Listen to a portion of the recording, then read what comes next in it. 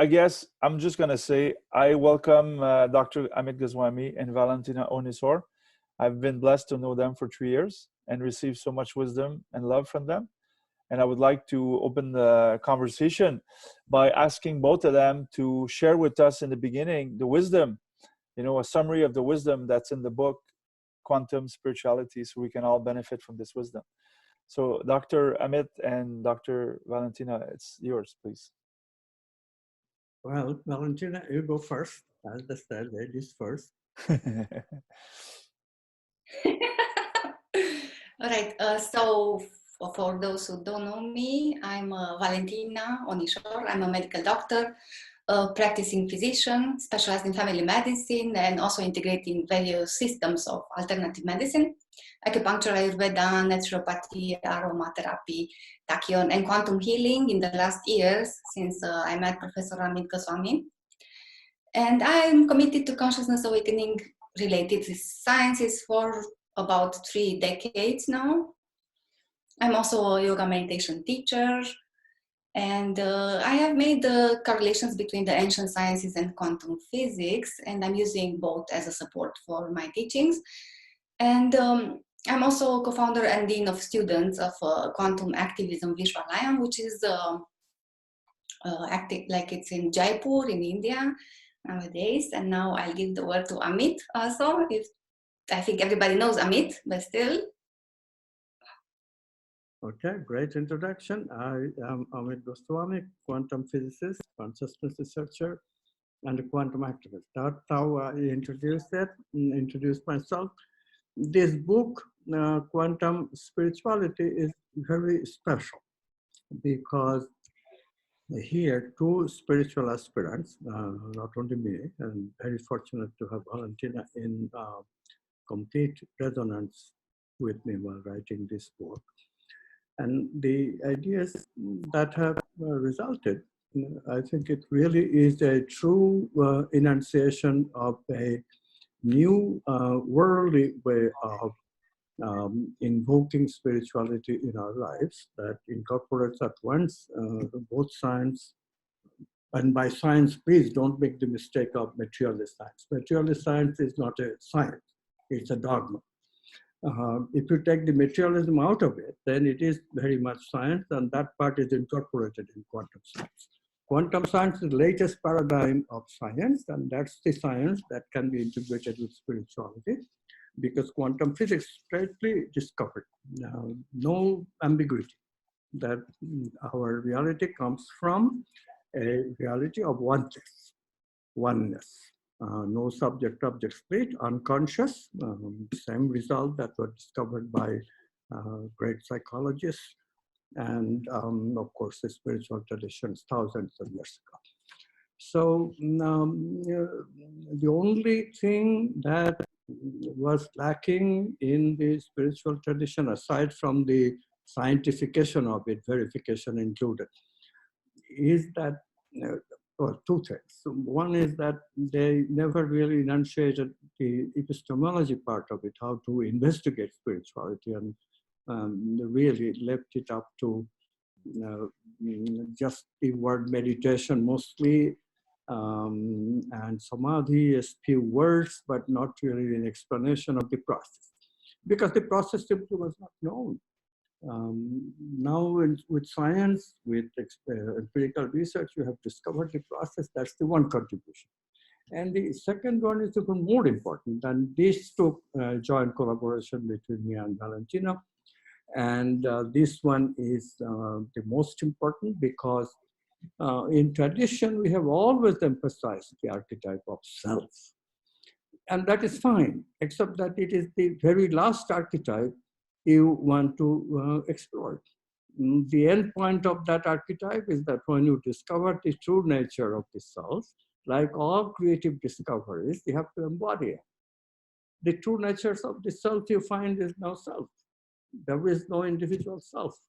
It is all just oneness. So the self, what I thought was a self, after you penetrate it, you find that ends up into the state of oneness, which in truth is really unconscious. In consciousness, when we reach samadhi, a samadhi that is called samadhi with separateness, that just gives you a glimpse of oneness of everything.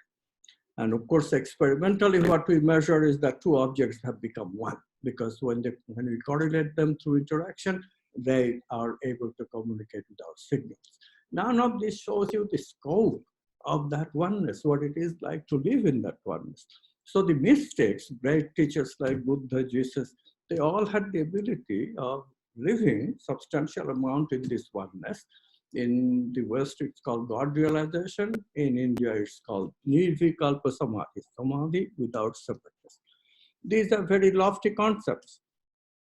And most people who look at spirituality, when they hear all this, they don't even understand what is going on. What is, how can you have an experience while you are in a state where there is no split between subject and object?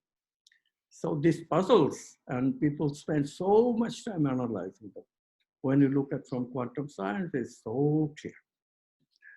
But okay, but this kind of spirituality is, as I said, highly esoteric. Something is so difficult to understand what is going on, that must be very, very difficult something, right? Right. So that's one thing. And of course, the other thing is that you leave the ego behind, you leave the world behind, and this has given that world negating quality of spirituality, which has hurt our civilization rather than help. Because the truth is that when the bulk of the people, most intelligent people, are going to negate the world in order to discover this ideal state of happiness, then society as a whole suffers, because they lose out on the service of this people. So of course, from time to time, other teachers have emphasized the world, and therefore the world somehow produced some civilization in the past. But now, in the absence of such complete realized being coming to our forefront, we don't even have anybody impressing in bulk that such realities exist, although the experiment has been with us since 1982. It is very imperative to formulate and live a kind of spirituality which is different, which is worldly, explicit, and yet has the same touch of happiness, same touch of oneness consciousness in a regular life. And this is our discovery of quantum spirituality is about, the exploration of archetype of wholeness. It is so appropriate that we have Valentina here, because that's what doctors do. That's one profession out of the 9 professions of the 9 archetypes that we mainly explore. That one profession, medical profession, they still have retained, in spite of materialist beliefs, in spite of the domination of insurance companies and pharmaceuticals, they still, majority of doctors, still see healing as re-establishing wholeness in the patient, in the client. And this is such a saving grace, especially Valentina Onisor, who came out of the tyranny of the allopathic medicine long time ago. And she has integrated in her own life all kinds of medicine in her own practice. And also she has integrated the spiritual practices of wholeness, which are also done from the scientific side. I am also a physicist, had no idea what even vital energy is about, what even consciousness is about. I was a total materialist. But all this changed, and with the help of a couple of wives and with the help of friends like Valentina and with the help of quantum physics, here I am. A fair amount of idea about how to do spirituality in a worldly fashion and be happy. So we are going to talk to you and Stefan about this quantum spirituality, about attaining quantum enlightenment instead of the traditional enlightenment, where you really get out of this world in order to have that enlightenment experience. One thing I always say that, okay, so you are enlightened, but you have nothing to experience with. Whereas in quantum enlightenment, you are enlightened and you also have your ego. So it's like having your cake and eating it. I hope you like this analogy, and let's move on from here. I really like, Amit, the concept of wholeness and enlightenment on the earth. I share with you, I think it's been difficult for me to be embodied in this life. You know, it's like I didn't want to be here many times. So maybe we can ask Valentina to talk about wholeness, because I think there's a direct link with health as well. And I think I've heard from Valentina that our divine essence is not sick. So when we have diseases, it's because we're not fully aligned. So would you be okay if we ask Valentina maybe to continue on this concept of wholeness, and maybe make a link with health as well, and love and alignment with our divine essence? Mhm. Wholeness and also quantum healing. Actually, quantum healing is an expression of the supramental body which we have. So I guess we will have to touch all these bodies in this discussion as well. But actually, quantum healing, if you want, which is again towards wholeness, and towards this integration, towards embodying what we call the archetypes in this earthly life, is about also preventive. It's a preventive medicine, actually. It's a lot to talk about this. And especially, it's very interesting because we talk this book, of course, in the period that we now share, which is kind of a maximum of a crisis situation. And of course, as we know, any kind of crisis is definitely a call from the consciousness, so that we transform, so that we wake up. We kind of get these wake up calls from time to time, but now it's kind of, we have it all at once, right? More or less. So besides any conspirational theories, besides whatever exaggerations and panic created, on top of everything that is, still it is a situation of crisis. And if not now, then when? That's kind of an interesting question. And if you look back, like maybe I will divagate a bit from the topic now, because I'm inspired about that. But if you look back, there were periods when humanity had this chance to do these leaps all together,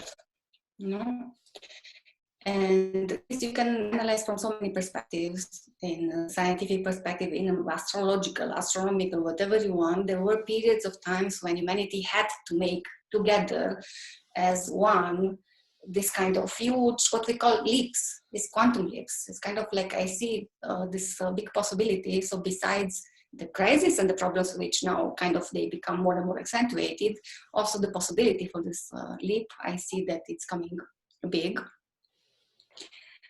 Right? And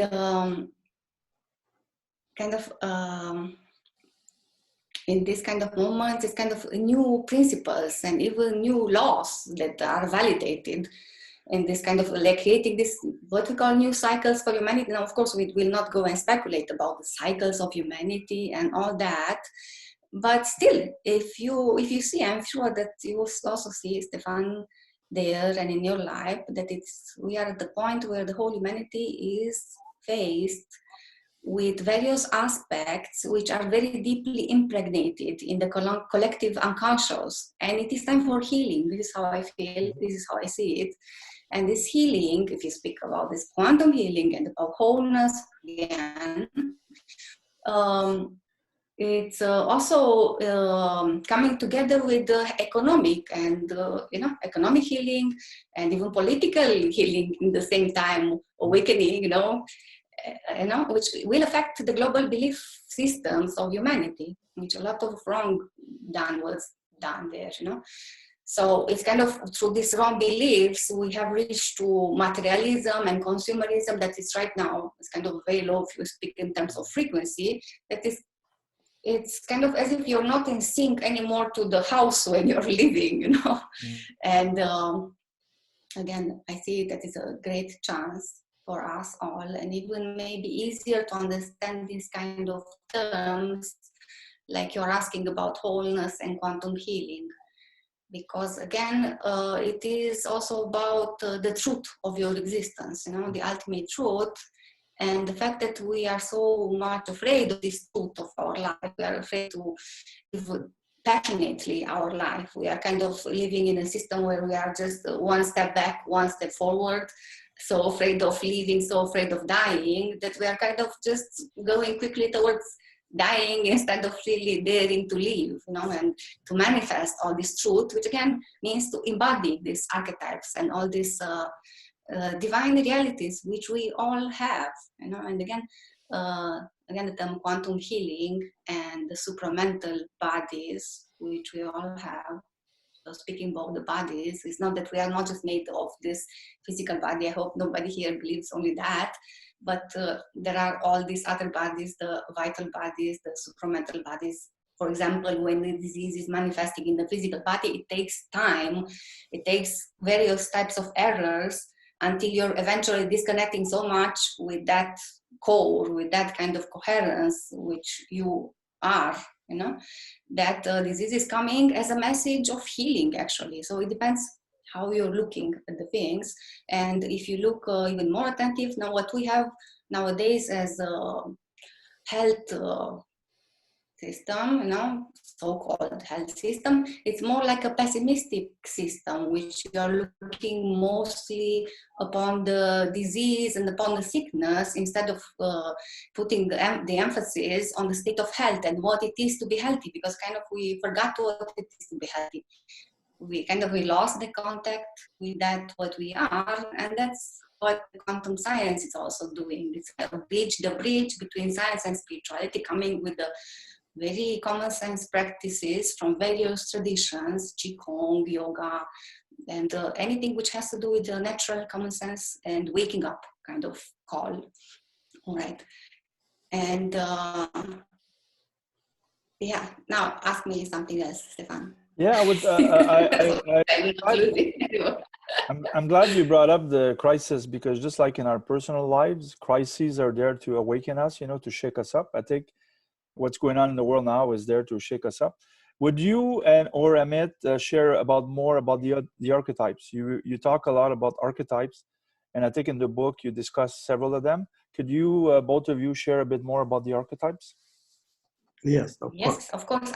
If you want.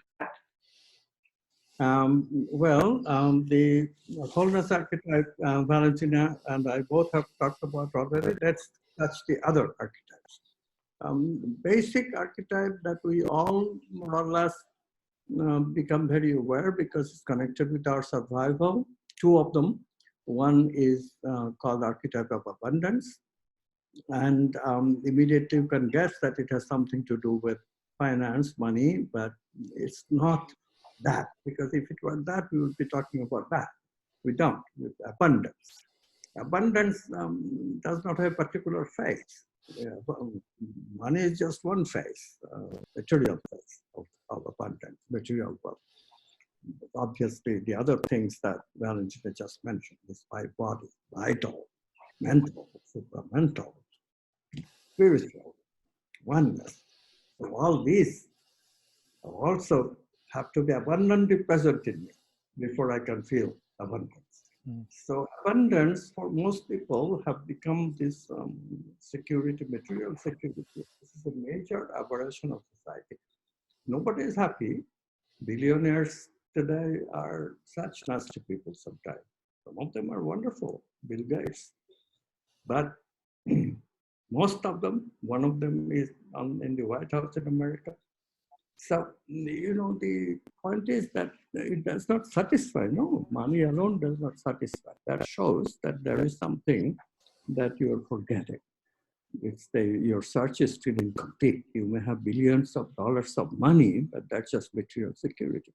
How much security does one need in the material direction? If you don't have mental security, like love gives you, relationship gives you, then you constantly are insecure. Again, I have to mention the name of this person in the White House. You just look at them. So insecure, right? Where does that come from? It is also insecurity of power. Power alone, power for only looking at my power, does not satisfy. Same thing. So the archetype, that exploration demands that I mix power with love, empower others. Now, this ordinary equation is the basis of decency. Why are we decent to another person? When we are decent, we are not making an affront. We are saying that, okay, you are included in my care for the world. That, the beginning of that inclusion is the basis of a civilized society. When we lose that, when we are very close, I mean, majority of the audience, I assume, is from Canada. You as a so lucky. You have a decent man as the head of the government. When that does not happen, just imagine. Imagine how constrained people are. Every day they have to deal with it. No? When the entire political system, entire economic system are run by people who are not authentic, not doing things properly, not looking at the archetypes. So what you have to do is to mix abundance and power with love and goodness. That's what elevates them into archetypal love, full exploration of the archetypes. That can bring happiness and satisfaction. And of course, Okay, 1 minute. Yes, go ahead. Sorry, because we didn't tell the audience what are actually the archetypes. So when we say about intuition, archetypes, purpose, meaning, or dharma, is kind of the importance in our life, and to embody all that, you know, and its intuitions are very hard to subject to scientific study. But the quantum nature of the intuition, it's obviously demonstrated by two facts. One is that they are internal experiences, and then that their non-locality is demonstrable. You know, so we'll talk about these principles. Non-locality is one of them. And it is, for example, it's not entirely unusual for two people to get the same intuition. For example, identical twins who report the same such things, you know, or there were many experiments. The same laws discovered by different people, the discovery of quantum physics by Werner Heisenberg and Erwin Schrödinger in different representations, like an example. So these objects of intuition are very subtle, and we explore them only through our thoughts and feelings about them. So it's kind of the highest thinking, highest feeling. It's like you never really reach to fulfill fully an archetype. It's as if it's an infinite aspect. And we call them archetypes following Plato, which is the elevated context of thinking and feeling. And the first who came in the spiritual world with this term was Sri Aurobindo, if you heard, when the realm of supramental. So this has to do with, this is where kind of the archetypes reside, right? Okay, yes, this is what I wanted to add, Amit. Wonderful. Okay, so let's go on with the rest of the archetypes. Of course, the truth archetype is the most important one that is being violated today. And it is very difficult to live in a society where nobody values truth. This is probably where we are really destroying civilization, destroying any chance of recovering if it continues. Hopefully, now, you know, I always quote the great psychologist David Hawking, and also the data on people who do yoga and alternative medicine and stuff like that. That's such a number called 15%. 15% of all people, that's about 1 billion people on Earth. So that's a substantial number. And that fills me with hope that we are never going to get totally lost in terms of losing truth, losing love, losing goodness, losing sense of the archetypes. So things will never be hopeless because of this 15%, and that number is growing. That includes all of you who are here. Otherwise, you would not, believe me, you would have absolutely no interest. If you accidentally tuned in Stefan's show, you would immediately run because you don't want to hear all this. So we live in a very polarized situation, and it is not a good number, 15% versus 85%. But look, we don't exclude. Our biggest problem is how to awaken this 85%, not to be their enemy. The approach is we are inclusive. We completely include this. There's no us versus them. If you look at this, this is hopeless. But if you look at the quantum way, that we are all connected potentially with a non-locality, which is experimentally validated, and we ourselves have a non-local mode of the brain, we can go into that mode, and in that mode, we feel expanded consciousness, and then the world seems like family. This is attainable for every one of us. And so, you know, that's where the hope comes from. And then we can rise up. We can rise up to truth, rise up to all these great archetypes like justice and fairness and goodness and beauty and eventually wholeness. That's the one that we want, still stay in the world, remove all the dichotomies that give us conflicts, be healthy, be happy, be abundant, have power, not only personal power, but power to empower others, and all the things that really should be the real American dream name, dream of the people of the world, everybody's dream. Yeah, and about the archetypes, just to finish with that, is that they have a truth value. So it's kind of, you feel it in your gut, you know? It's not a thought, it's something which has a truth value. But as Einstein said, creativity takes courage. The courage is needed to invite the archetypes in your life, like kind of to see what is there, why are you here for, you know, irrespective of how many times you explored such values, you know, like divine attributes or however you call them. So it's required a lot of courage. And the courage is a word which for many is new. But still, it is the way to transition from material pleasure-centered happiness to spiritual joy-centered happiness, right? Mm. So, you know, Amit, my favorite question is, how do we use this wisdom to transform the world so we can create a society where everyone thrives? Yes. Valentina, you go first.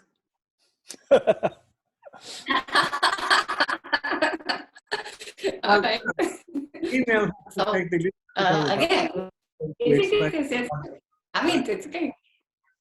So, of course, Stefan, your question is definitely based on what is now, you know, because we are very much about now, and this now is very rich now, you see. So kind of whatever is appearing like a danger of threatening, on the other side, you have to see also the new possibilities are there to manifest. And so on one side, you are threatened, and it seems to be critical situation. Or another side, you may see that people who now they are kind of blocked from so many things to do outside, and they are forced to kind of go inside, and they may see other options. They may realize things which they forgot about their values, no, about profession. I really have friends, business people, and whatever you want, which they come close in this time. So it's very interesting how now there's kind of so many things you have postponed and postponed for times when you're very much free. And now that you're free and you have the time, it's kind of, you still feel that you're put in a corner, but you have to remember that you have the kind of the awareness of your choices. The power of choice is something which we skip from our minds, you know, so often. But this is kind of the level of the spirituality that we have in our being, to be aware that we have a choice, you know. We have to know that we have choices, and eventually find out which are those choices, because it's time, kind of, you know. So in this way, it's kind of, you will see that when we speak about the wholeness, again, the people who come to our courses, it's about a kind of even the yin and yang integration. It's we have I cannot show you now, but we have a representation, an image, which is figuring what is the name of that animal, Amit, which is holding the olive flower and the other hand. Amit, can you describe that image? Very good. Amit? So Amit, can you describe the dagger and the olive flower? So kind of holding the two possibilities, eventually you get to be centered, and then the real choice comes out. Okay, good. Yeah. And let me give this simple recipe, which Great. also was discovered while writing this book, which is the whole thing can be summarized: how to develop a quantum skill set. The trick of quantum creativity, making changes in your life, is of course the creative process, and that you already know. 4-stage process. It's known for about 100 years now. This is empirical data. Quantum physics completely explains all pieces of the process. So that can be summarized with the four well-known stages. We have added one more, and they are preparation, unconscious processing, insight, and manifestation. This is the usual way of putting them. And so we wanted to add some things, because the problem is that you know how to come to doing creativity. This is the problem. This idea that you have to bring creativity has been talked about for thousands of years. I'll give you an example, Bhagavad Gita. That states it so beautifully. Ordinary action which comes from conditioning is no action at all, declares the Bhagavad Gita. What is real action? Real action is that which comes from the unconscious as a creative experience. But the problem for ordinary people is that creativity seems such an exalted thing. The process seems to be so time consuming. How to get motivated for it? And that's the real question is, okay, tell us how to get motivated. So we discovered this very simple recipe in our own life. When we analyzed it, it's so simple. The reason that we are motivated, and you have a single day where you are not motivated, Valentina, this is the thing. How do we continue that motivation? Because you start the day with a I word, inspiration. If you start the day with inspiration, and that is not difficult at all to generate, you can look at a flower and be inspired. You can look at water and be inspired. You can take a nature walk and be inspired. You can think of your lover's face and be inspired, or a teacher's face and be inspired. So many ways. We can easily make it so that we periodically during a day have inspiration. The second thing people talk about all the time when they discuss quantum physics, everybody knows the phrase that Fred Alan Woolford gave us: we create our own reality. And what does that mean? Well, make an intention. The movie The Secret made it famous. You just make an intention and then sit. Okay, that's too simple. You can sometimes err on the simple side too. No, it's not just that. That's two eyes. That's like intention and then incubation. You just sit unconscious processing. No, we have 5 more. So you start with inspiration. You intend from that inspiration. In other words, inspiration comes because of an expansion of consciousness, appearance of quantum self, that non-locality. So you take from that the intention. Then your intention is already in sync with the source of that inspiration. And then you wait for intuition.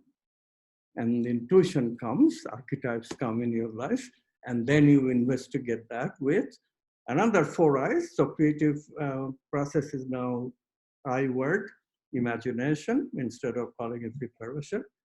Instead of calling unconscious processing, call it incubation, like a bird sits on an egg, incubation.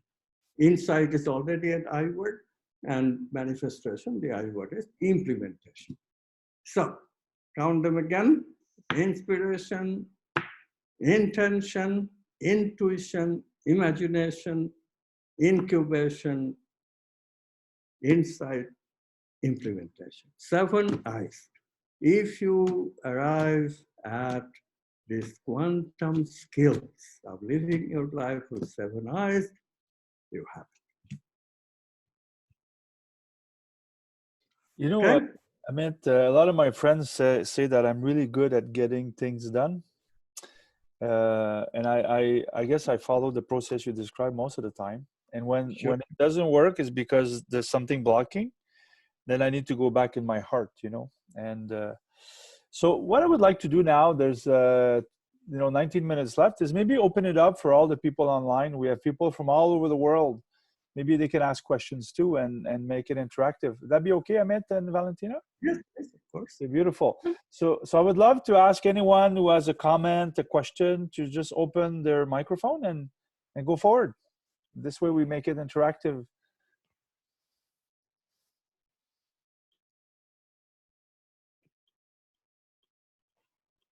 We always need one person to break the ice. I see my friend Eric Giasson there. Maybe he has a question. He's a yogi, Amit, so maybe he has a question. No? Yeah, go ahead, Eric. No, actually, I don't. Thank you very much, Stefan. This was very insightful. I really like, the eyes and inspiration, intuition, intention, imagination, and incubation. Okay. Thank you very much, Amit, for this. This was Okay. very. Thank you, then, Eric. I have my friend, the other Goswami, Bashkar. Maybe you want to ask a question or a comment, Good morning, everybody. Thank you so much. Something did come from me. There's the 7 eyes. Is it possible for that to come from a collective as opposed to from an insular individual? Well, yes. I mean, if we could do it the collective way, then what happens is something even more wonderful. This is what we are hoping for, that we'll be doing it collectively. Because when we make a collective enterprise to become creative, to change our lifestyle and all this, it eventually becomes part of a collective unconscious. This is what our ancestors were able to do, because in those days, people are very open to feelings. We call it today, we denigrate it, we call it a tribal mind. But really the tribal mind is way superior than the intellectual individual, so-called individual mind, because as you know, individual is really an individual. It's completely determined by culture.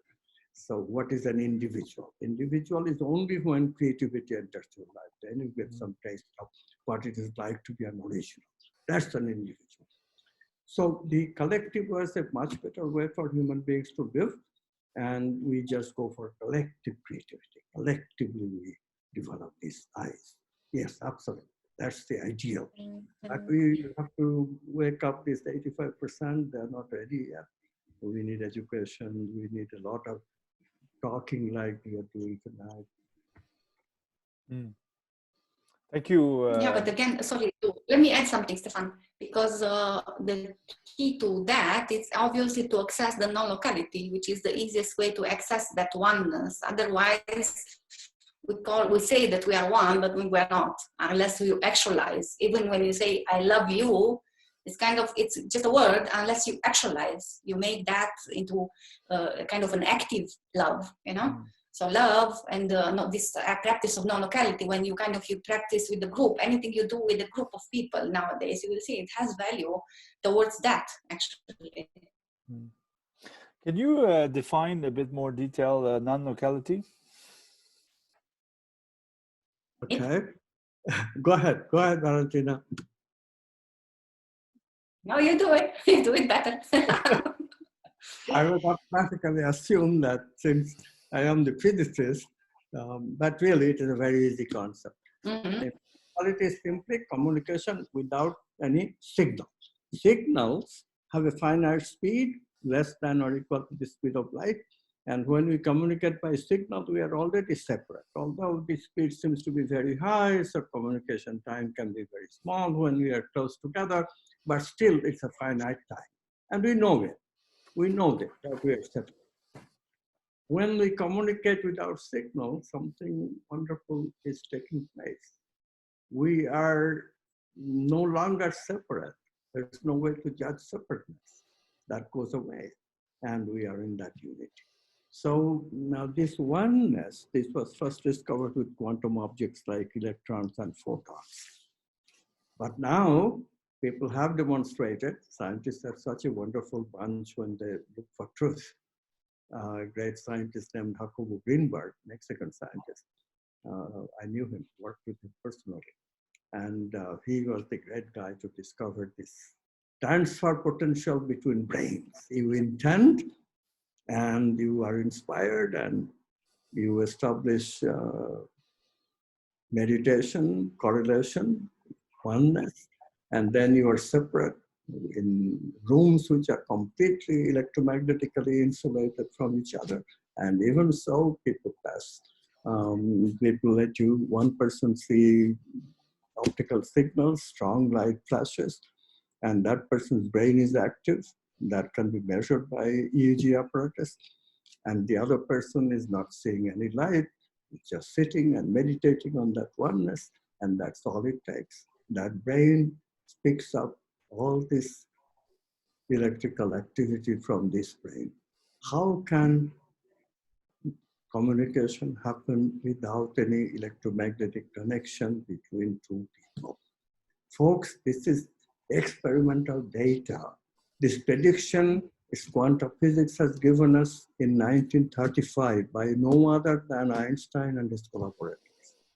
Very debated, very debated, very debated. Even Einstein, when he did this, he himself did not believe his result.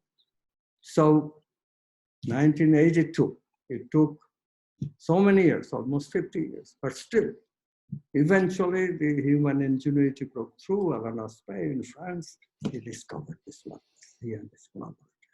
And the world should have changed right away. The prejudice of scientists by that time is so great that locality must hold, this non-locality must be false, must not be true for human beings. You know, they negate all this data on paranormal phenomena because the hope is that, oh, that's subjective, eventually they will go away, we'll debunk all of it. This is not paranormal. This is physical instruments, EEG machines, and Faraday cages, no communication possible. So now it's really, really very hard for the scientific materialists to have any ground to stand on. They are still completely ignoring this data, but how long? How long can you avoid the truth? I mean, Trump is not going to be president forever. The American Physical Society is not going to reign over physicists all the time. All of them, 15% are already on our side.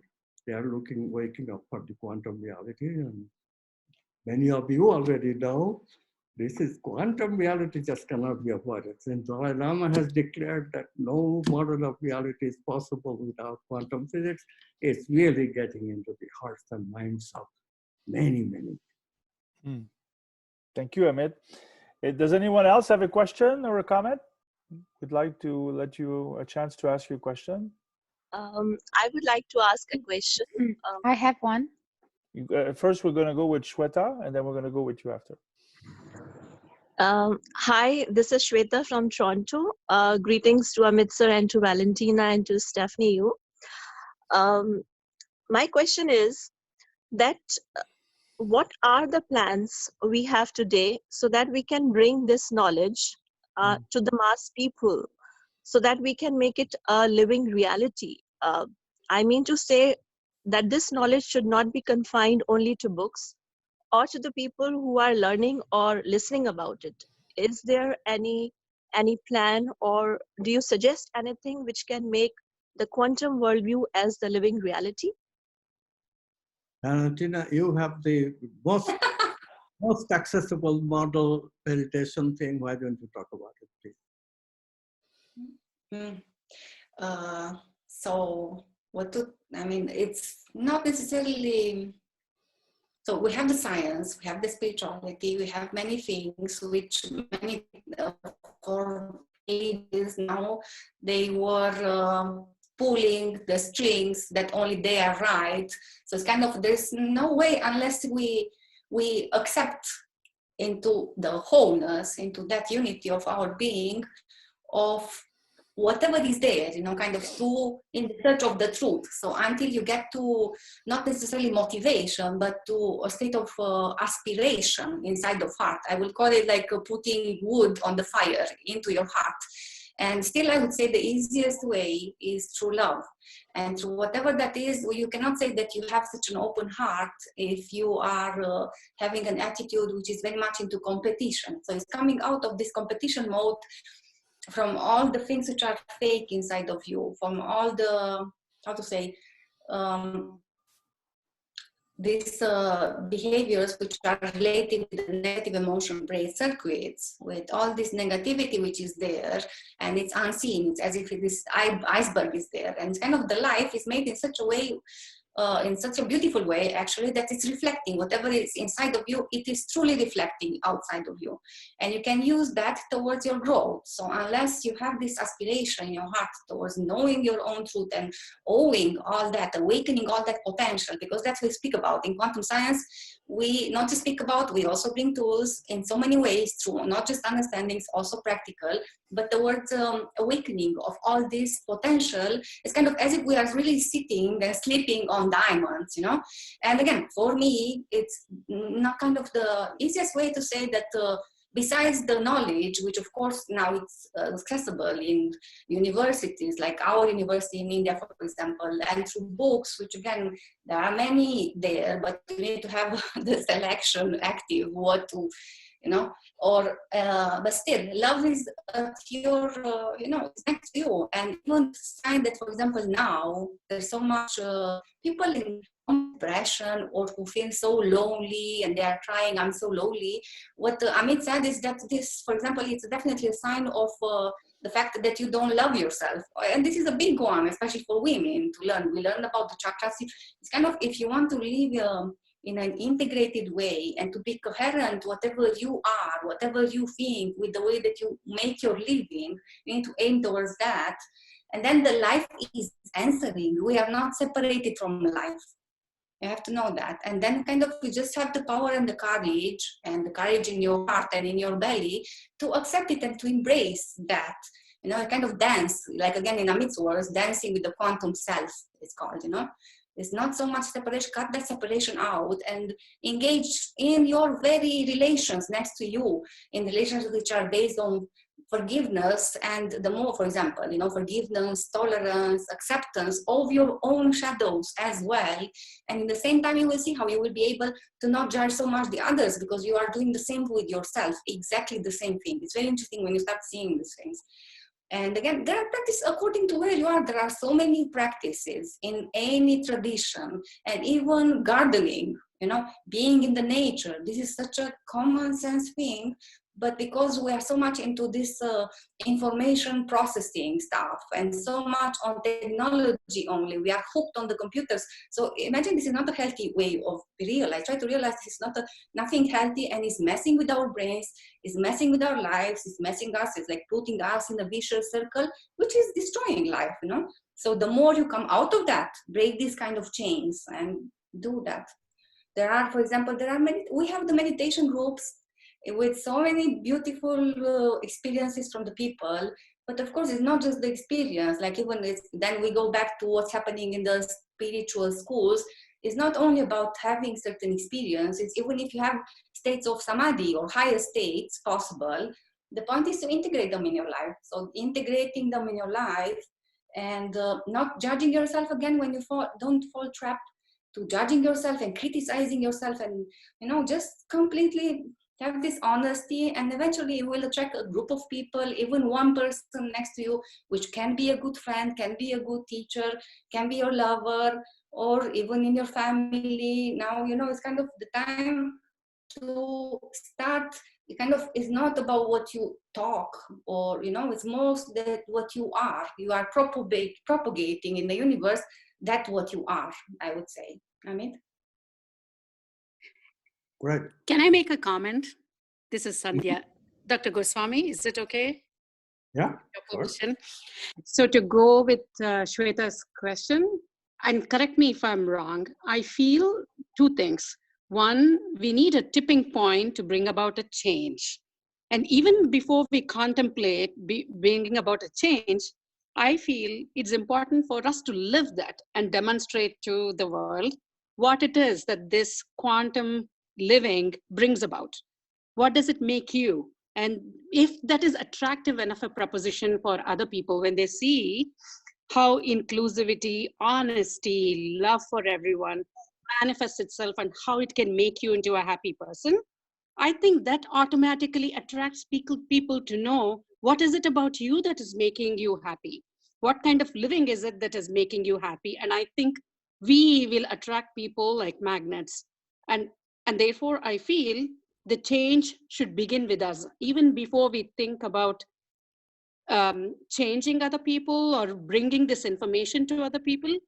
my feeling is that if we live that life, that itself will be a magnet to attract other people to this way of living.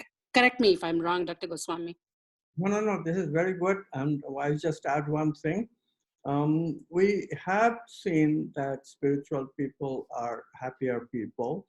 That is, of course, a magnet for people to be attracted to. But what is even a bigger magnet is that people have to see that you can be in your action, your active life that people live, and you can change your workplace and all that to make it more conducive for your work to make you happy. When they discovered that quantum science is giving you a good recipe to live a life where your thinking, living, and livelihood is integrated, and that life is a much happier life. Your accomplishments have not decreased, in fact, they have increased. Your productivity is increased, and that is what we need to demonstrate. And we are slowly but surely going in that direction. The people who work with us, for example, this meditation group that Valentina has, there's thousands of people. Similarly, we have a quantum activism movement, especially in Brazil, that also have thousands of people. And these people are tied together with one common link, which is to find that integration, that synchrony between thinking, living, and livelihood. They're all practicing it, they're all doing it. And as they demonstrate to the world that, look, this really works. Somebody once calculated to me that every person have the ability on this earth to communicate and convince, persuade 8 other people. Now, then you see that a few thousands of people can really make a lot of changes in the world. They really are very powerful. And especially when you combine that with group meditation, group intention, the suggestion that was already made that we do it with group consciousness, then things become really a very wide movement very fast. We just started a couple of years ago in a full-fledged university setting where we have a university of transformative education. So we are really gaining experience right now. With these movements are new, but with you and everyone of your ilk joining in every day, we are very, very hopeful, very optimistic that yes, this happiness and this efficiency increase when you follow spiritual transformative life. Those are the key things to act as magnet. Thank you, Sonia. The good news, Amit, about the 15%, you told me this 2 years ago, is that they're really, really intention to change the world. So they're very influential usually. They spend a lot of energy to bring other people along. There's a question here, Amit, about methodology. How do we move between the different eyes? Yes, of course. Valentina, you want to talk about this one? Yeah, but you can add all, anyway, you're the father of these things. So, of course, you cannot start anything without the inspiration, right? So that's why you go to a teacher, that's why you go to a doctor, because for example, you go to a doctor, you have the power to heal yourself, right? And you have the power to, everybody has it, we have potential, right? But you need somebody to kind of inspire you, to not take the power from you, but it's not somebody which is making dependent on you, but it's whenever you meet a real master, kind of you will see that you will start shining. Okay, so you get that inspiration. And then only you can kind of, you're doing this dance with the quantum self there, but again, without first you need that aspiration in your heart. So it's kind of, if you have a horse and is not thirsty, nobody can make it drink, right? So the horse must be thirsty in the first place. And that's very interesting how this kind of crisis like we are now, it's creating, So it's kind of, eventually it's such a wake-up call. You cannot really sleep all the time and just watch TV. But eventually something in you is moving. That's what I'm saying. So it's kind of good to use these kind of moments. And then you get something is pulling you towards, and then we speak about the inspiration, which is the first eye. All right, now Amit, you take over. Okay, from that inspired state, which you make room for periodically by having all these things that Valentina mentioned, satsang especially, this company of people who are of similar inspiration, inspired lives. And then you will that intending from inspiration automatically exclude you from trivial intentions which we waste our energy on. How to get a better motor car, come on. But if you really turn into the proper intention that will be in sync with the movement of consciousness, then what kind of intention would be there? You intend very simply for those archetypes to fulfill your life.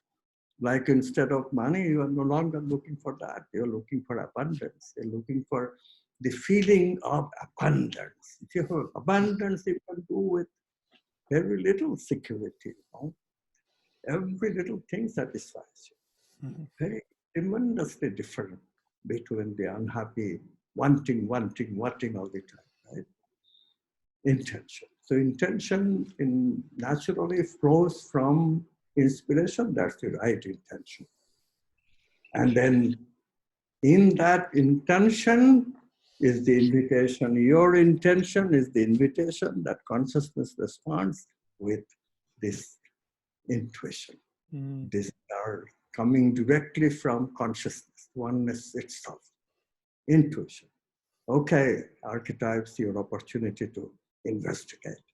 Now then you have to really find the proper archetype that won't attract it to you. You know, archetypes are always coming to us. They're eager, investigate, explore us, be happy, be excited, be... So that's called the attractor principle. Somebody else gave a beautiful name, attractor principle, from chaos theory for all things, but it's good, it's very good. So they are attracted to you. The problem is you have to be attracted to them. You have to feel passionately about one or two or more archetypes. That passion is very important.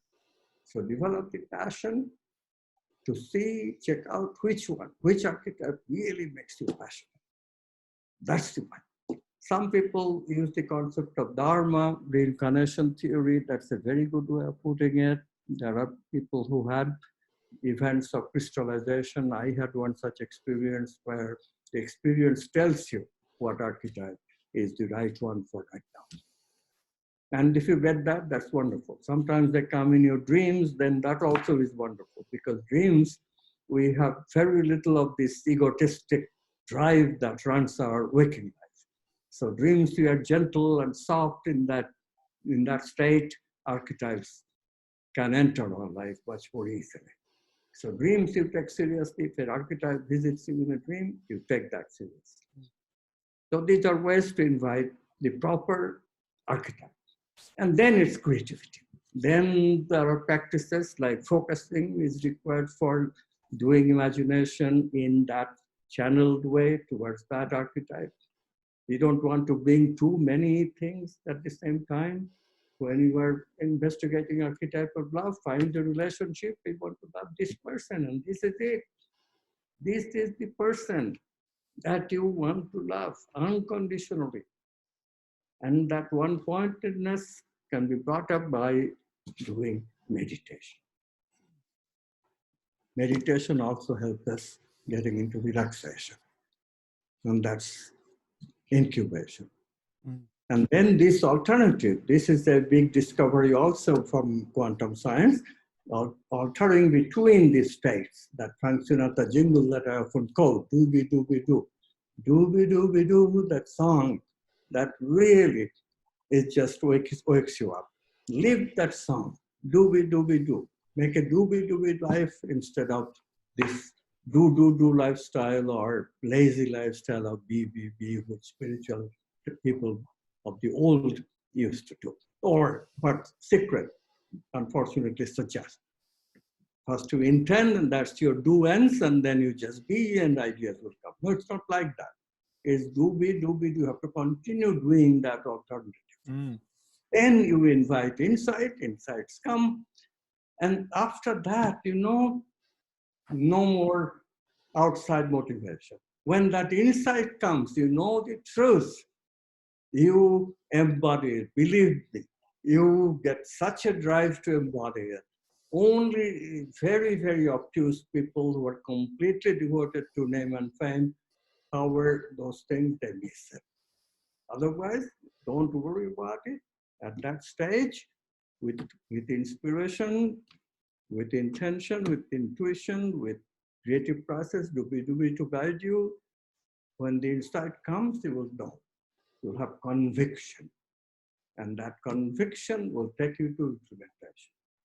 So that's how all the eyes become very real force in our lives. Okay? Don't doubt it. It really happens. Yeah, let me add something, practical thing. So again, we have this recipe: inspiration, intention, intuition, imagination, incubation, insight, implementation.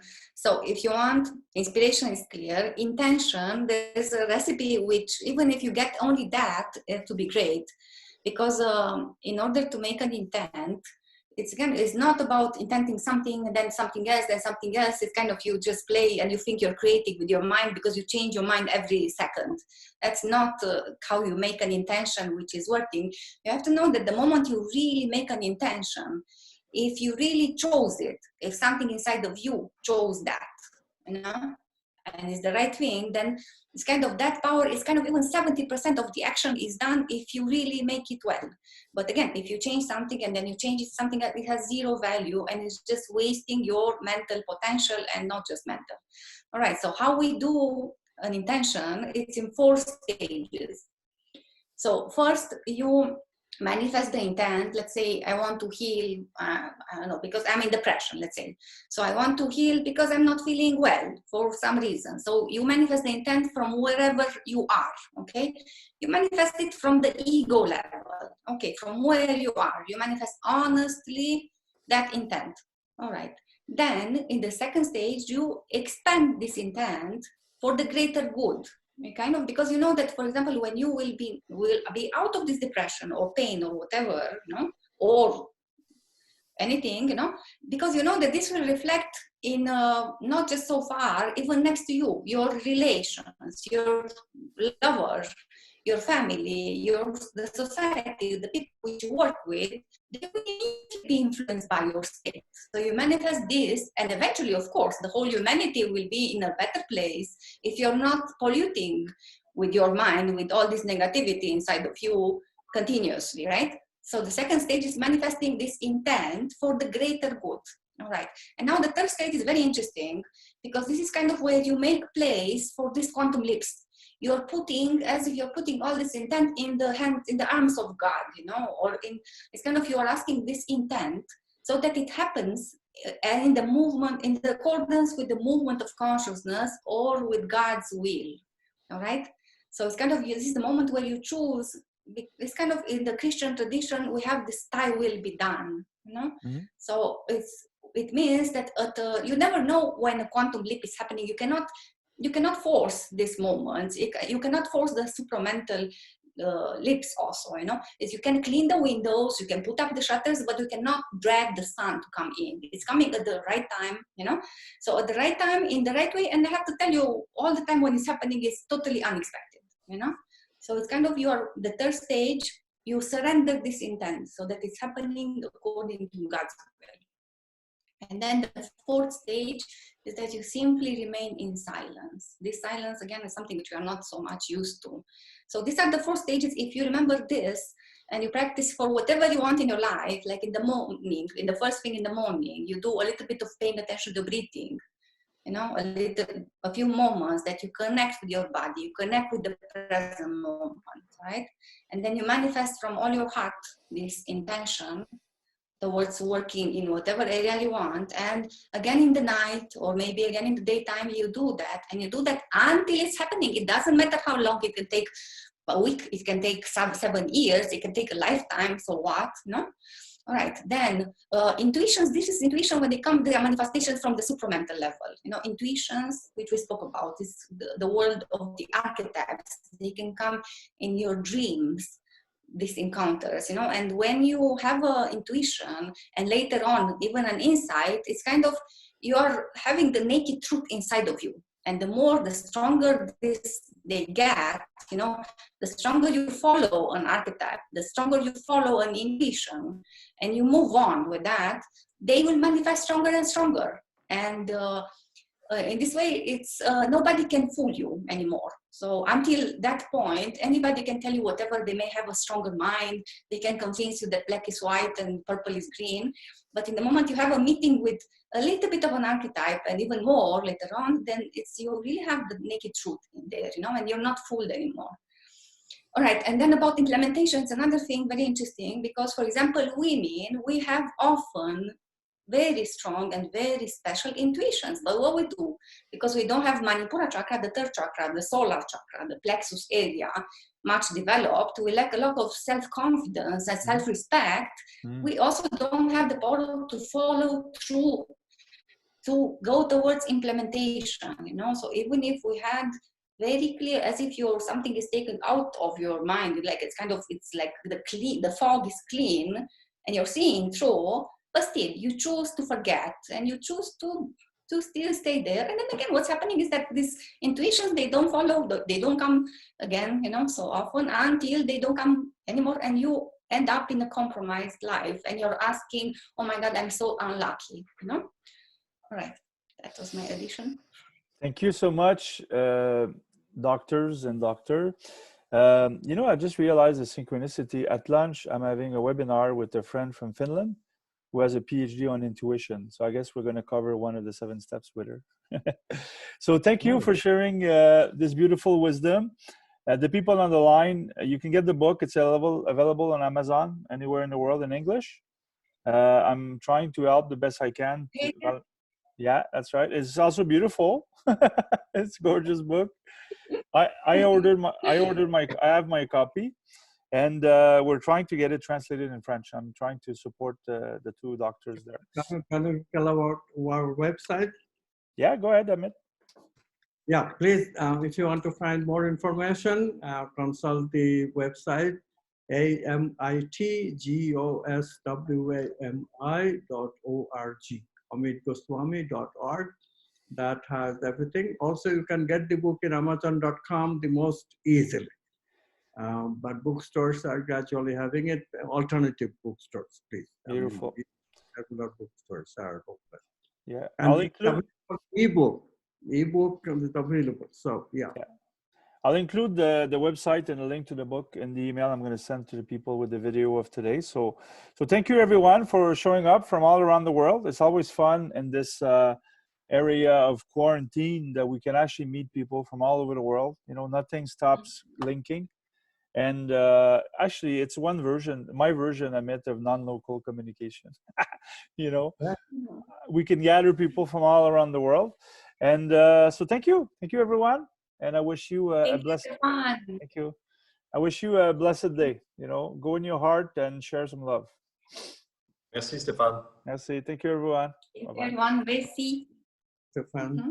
Thank you, Amit. Thank you. Namaste, Dr. Amit, Valentina, Dr. Valentina. Thank you. Bye, dear. Bye-bye.